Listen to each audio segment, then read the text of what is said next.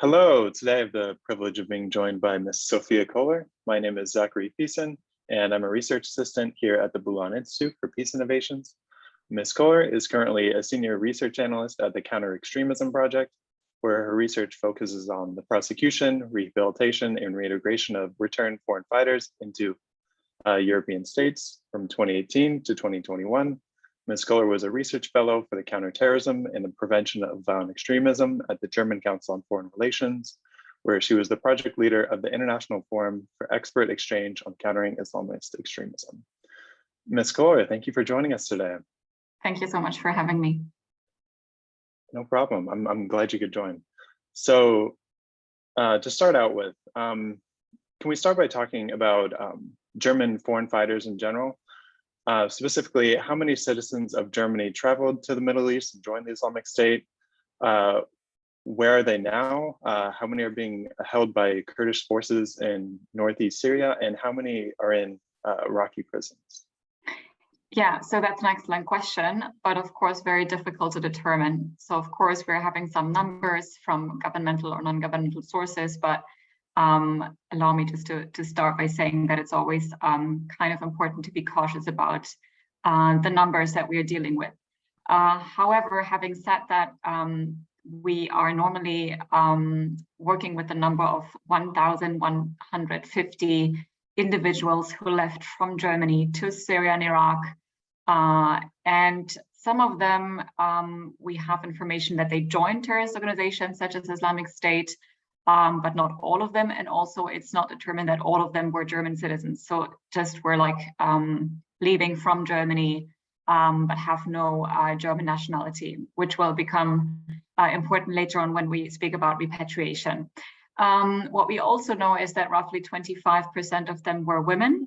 Some also teenage girls, but the majority adult women. And then this is from 2011. So we are currently not really looking into, we are currently not really having anybody leaving, but rather the challenge of what to do with those who remain. So we know that around 200 have died. So there's trustful information about that. And then we normally work with them with the number of the third. So 1/3 is still there, 1/3 returned, and 1/3 is in another location or died or disappeared and so on. So we have no information on them. But this is changing at the moment as since 2019, we're having several repatriation actions carried out by the German government, mostly in cooperation with other European states and of course Kurdish forces and also US forces. So the latest one was now in October, and we have repatriated 103 German nationals, most of them minors, but also 26 adult women, as well as one young adult man who was, however, taken to Syria by his mother as a minor. So that's a specific case. And then, yes, and then we have around, what's the number, like 37% of the original travelers that are estimated to have returned to Germany. So just to give you a rough understanding about the numbers. And then, of course, finally, we have a handful of people who are still in Kurdish camps. However, I would say that the vast majority has been repatriated. So there are like only few cases still left. And also some cases where individuals do not want to be repatriated, which is another challenge. And then finally, we have also some individuals, around 40 of them, who are still in the northwestern part of Syria, so in the Idlib region. That also includes women and minors, so not only male fighters, who are associated with also terrorist organizations over there. And then finally, we have also very few individuals. So my numbers are like 6 women and 3 men detained in Iraqi prisons, and then 4 individuals detained in Turkey. So these are like the numbers, again, treat with caution. Sure, thank you. And so touching more on returnees to Germany, it seems that the country has a substantial amount of self-returnees. How does this figure compare to returnees that were repatriated by the state?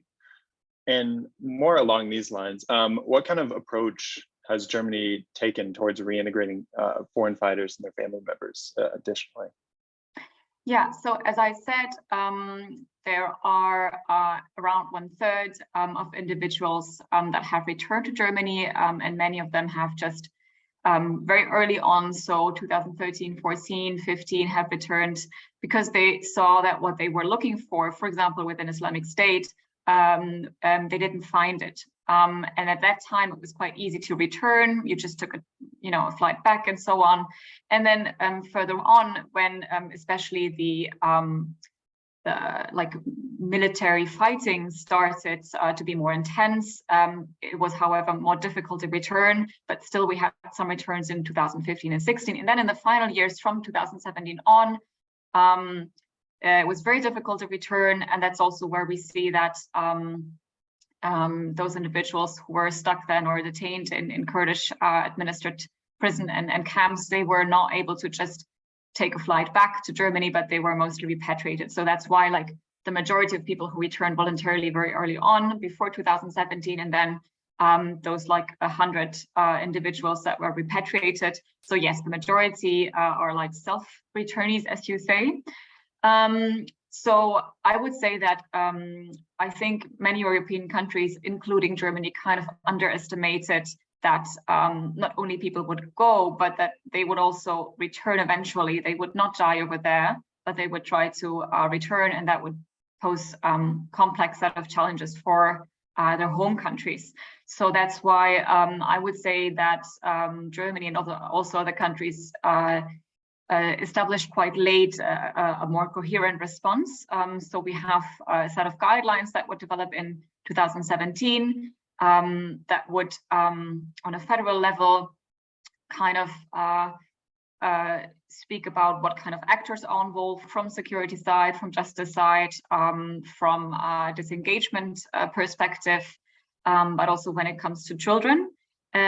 But the specific challenge in Germany is that on a federal level, we can kind of say that on broadly which actors are involved, or that, for example, children should be treated as victims of their parents' choices.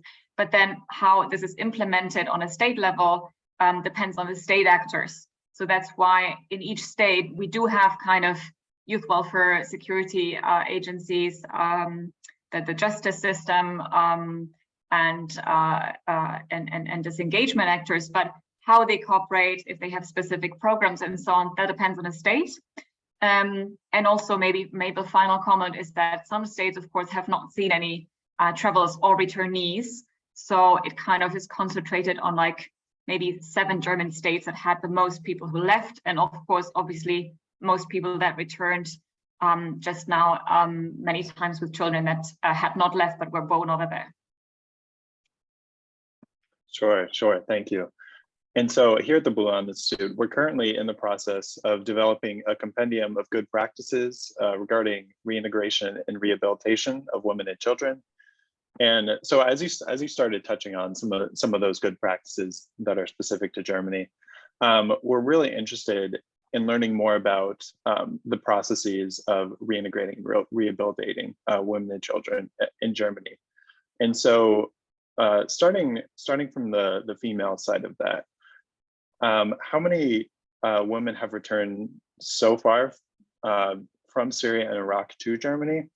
And is there any unique processes regarding reintegrating and rehabilitating females that Germany is pursuing? As of October 2022, there are at least 94 adult women that have returned, either voluntarily or through repatriation measures or actions in the past years. And what I would say is the most important point here is that before 2017, 2018, those female returnees were not really considered as potential offenders. So many times they would just return to their home country or to their home region, maybe just get back to their jobs, to their lives. For whatever reason they left and for whatever reason they returned, they would be not really bothered in most cases by security agencies and not really charged. So that's, I think, one aspect that also helps to understand why in those cases, sometimes they have also been in contact with disengagement programs that would support their reintegration, but most of them, they were kind of just coming back and trying to readapt, which I think is also easier if you have just lived a very limited period of time within IS during the first years. So it's a kind of different experience. And then later on, so from around 2018, for several reasons, Germany started to more systematically prosecute female returnees as well.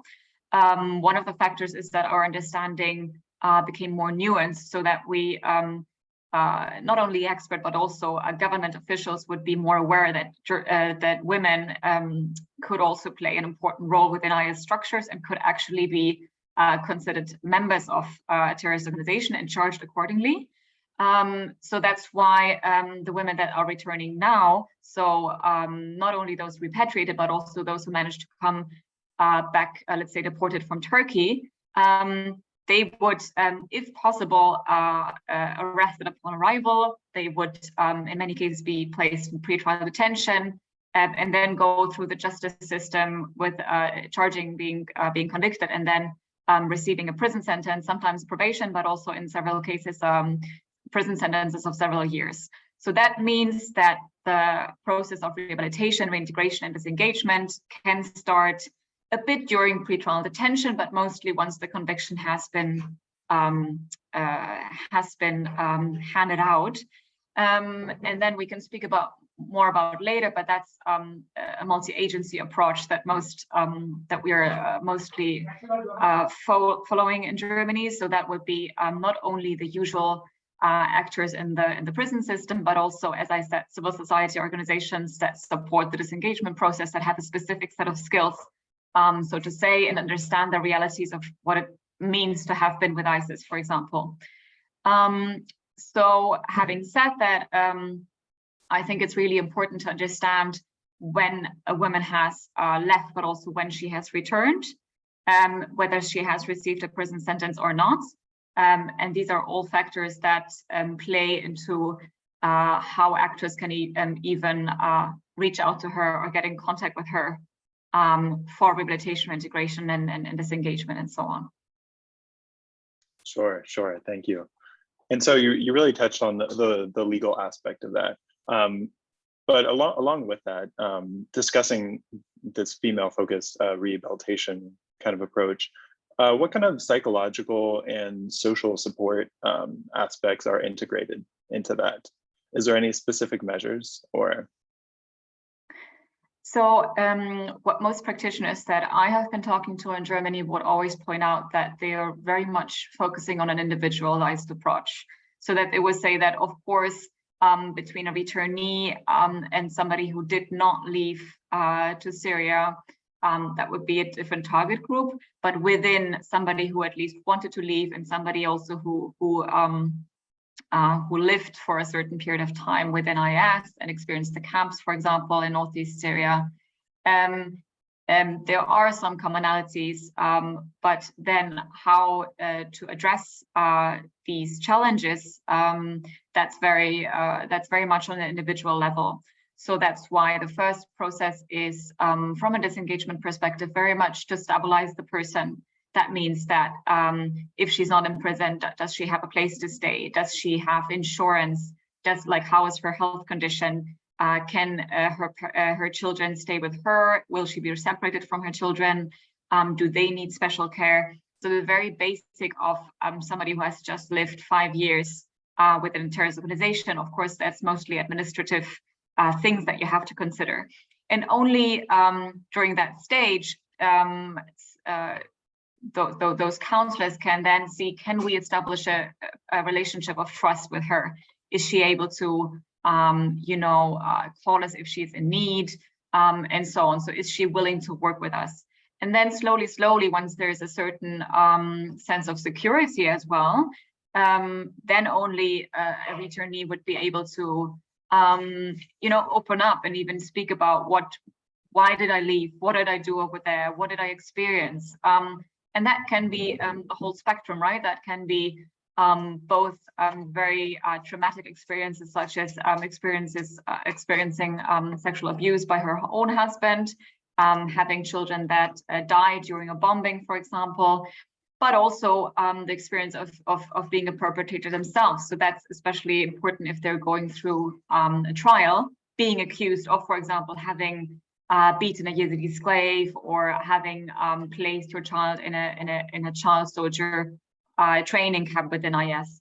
And so that depends then on what kind of needs the female returnee has. And that would be so then very important to consider. Does she need some psychosocial support? Does she need trauma care? Is her focus now to support her children? So this really depends on the case. And again, I think very important here is that actors work within a multi-agency setting so that they have contacts. They can discuss, let's say, with security actors, they can discuss with mental health specialists, they can discuss with youth welfare, so that each expertise can come into the case management together. And maybe something that I also would like to point out, we can clarify later on, is that Germany has established a network of so-called returnee coordinators, which are kind of responsible for smoothing these kind of interactions, so coordinating between different actors, so that case management, especially in the case of repatriated women and minors, goes smoothly, and that everybody's on board and knows what the status is of the case. Sure, thank you. And so we touched on this a little bit already, but going back to the role of civil society in this process, what role is civil society playing in this reintegration and rehabilitation process in Germany? Yeah, I would say that Germany has indeed a very strong sector of civil society organizations working in the field of prevention of violent extremism. So not only religiously motivated extremism, but also right-wing extremism. So we do have kind of a tradition of NGOs supporting people that want to leave extremist organizations or want to leave behind extremist ideology. So having said that, in the past over a decade or so, a very specialized network of counseling or advice centers has developed across Germany. So almost in every state, you have at least one organization that people concerned. So either yourself, if you want to leave an extremist organization, or let's say a relative, a parent, a friend, a teacher could reach out to and say, I need your support. In many cases, it's just explaining if there is a problem or not. So it's a lot about also insecurities, what's normal, is there a problem or not?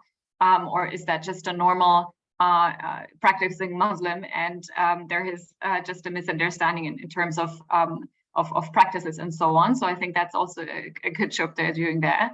But if there is a concern, then they can start the counseling work that can be both within prison but also outside of prison.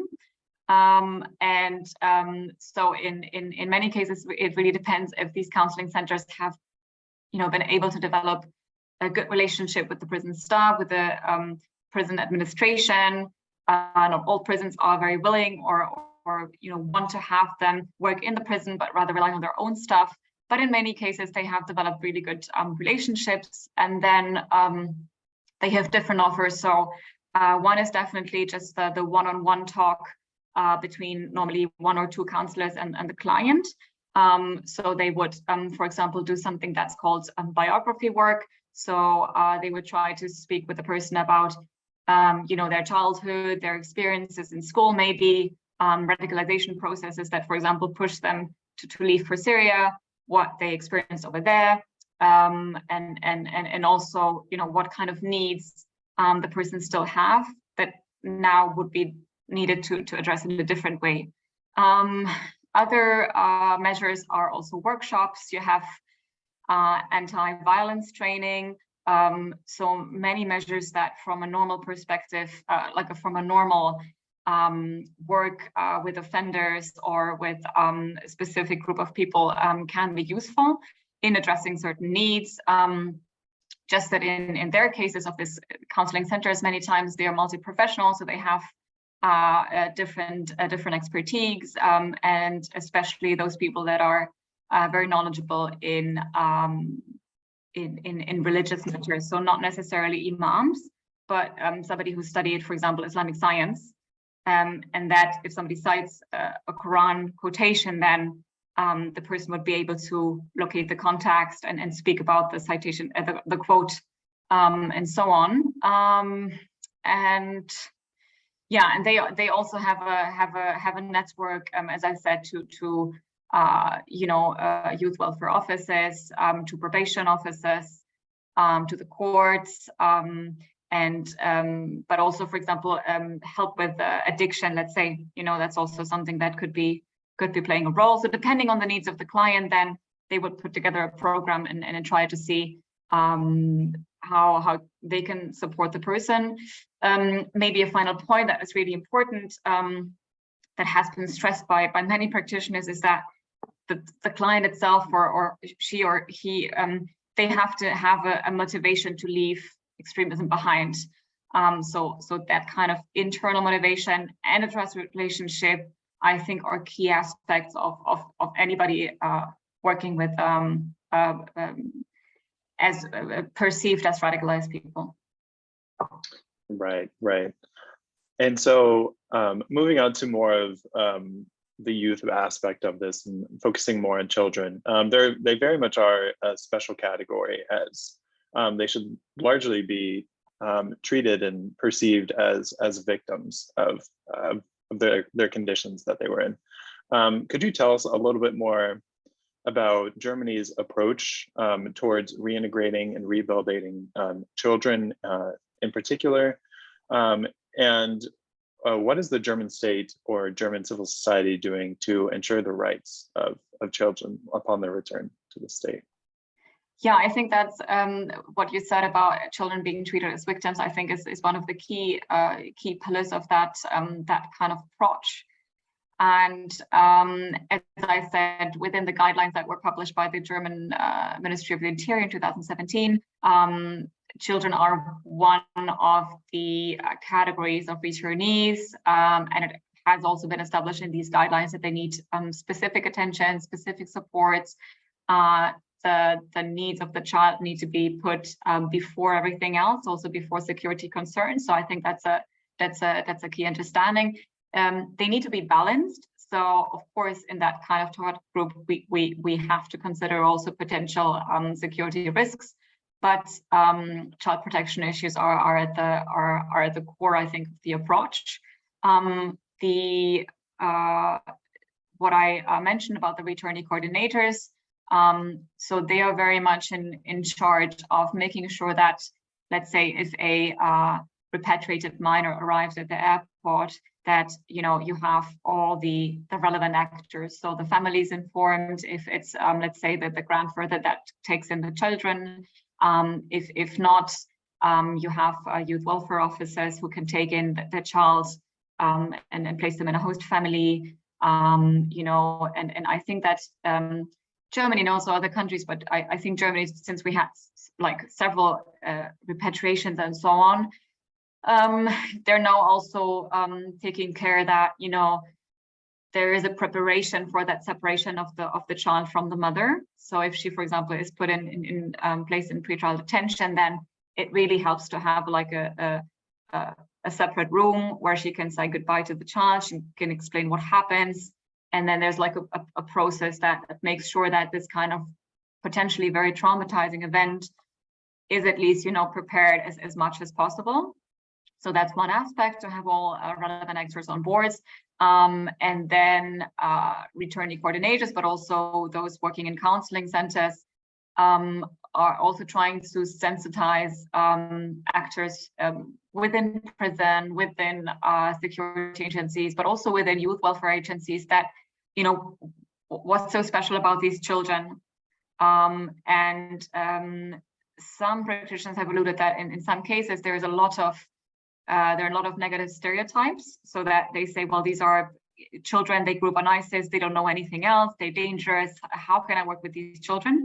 So kind of communicate and see how can they explain that first and foremost these children need protection, they have special needs, but that they're not as dangerous as might be the first perception. So I think there's a lot of explanation to be done, and then it's a bit the same with the women, that these returning coordinators are making sure that all relevant actors are on board, and that there's also follow-ups. They, and also especially this engagement staff, would follow up with the family to see, you know, is everything going all right? Because it's not unusual that, let's say, the minor separated from the mother, goes, let's say, to the grandparents, all goes very well, and then after some weeks and months, the family realizes, wow, that's really tough. Like, I don't know how to answer these questions, or the child does not sleep, doesn't eat. So then there has to be a solution. Is it best to place it in a host family? Do they need more support from youth welfare staff, and so on? And finally, to secure the rights of the child, I mean, it's still very difficult in Germany to separate a child from its family. So that's really the ultimate measure. So if possible, the child will remain with a wider family if possible. But of course, it will be a family court deciding whether or not the child needs to be taken out of a family if there is a conflict between what the family wants and what the Child Protection Service or what the Youth Welfare Office decides. And here again, I would say that returning coordinators and counseling centers play an important role in negotiating and explaining, you know, what to do in that kind of situation. And maybe finally, you have also the situation that children, I mean, many who come back are very small, but then more and more now they're coming in the age to go to kindergarten, to go to school, and that's another consideration. Some of the returnee coordinators of the exit advice centers advocate for not really communicating to the school that this is a returnee child. That can be a good approach to, you know, let the child explore a new environment without that, you know, stamp on its head, I'm a returnee child, I'm from Syria, and so on. So that can be also very productive as an approach. Others advocate more for informing at least, you know, the most important teachers, just because if something happens, people are aware and know how to react and so on. So again, I think it's with time that we will see what kind of approaches are the best ones. So all actors tell me we are learning as we go.